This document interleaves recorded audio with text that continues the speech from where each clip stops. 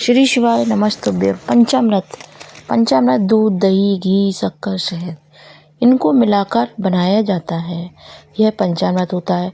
मंदिर में हम जाते हैं तो नारायण मंदिर में चले जाओ, राम मंदिर में चले जाएं या लक्ष्मी नारायण मंदिर में चले जाओ तो जो वहाँ पर चरणामृत मिलता है, पंचामृत चरणामृत लेने का तरीका जो होता है, पंचामृत वह है जो भगवान को स्नान करा के जो होता है वह जल होता है, और चरणामृत भगवान के चरणों का जल होता है। शास्त्र कह रहे हैं कि पंचामृत लेने के बाद में आप हाथ को कभी सिर पर न लगाएं, और पंचामृत लेने के बाद हाथ को कभी सिर से न लगाएं, हृदय से लगाएं, क्योंकि ये भगवान के स्नान का जल है।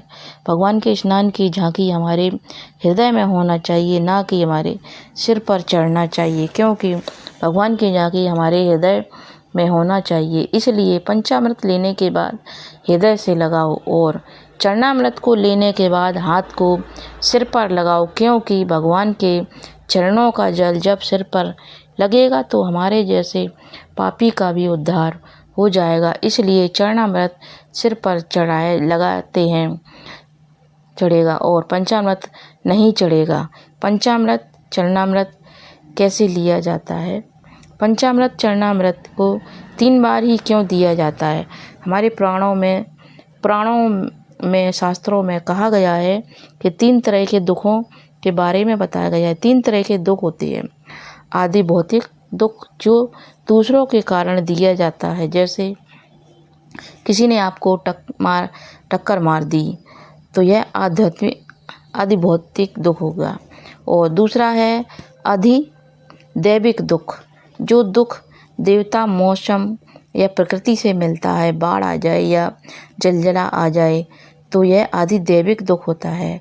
और आध्यात्मिक दुख जो शरीर में ज्वर, रोग, बीमारी, काम, क्रोध, लोभ, मोह, ईर्ष्या आदि दोषों के कारण होता है।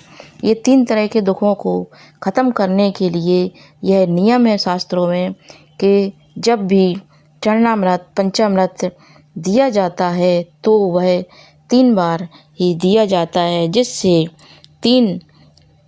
तीनों तरह के दुखों का नाश हमारी ज़िंदगी से हो और हम सक्सेसफुल ज़िंदगी जिएं, और हमारे ऊपर ईश्वर की कृपा हमेशा बनी रहे।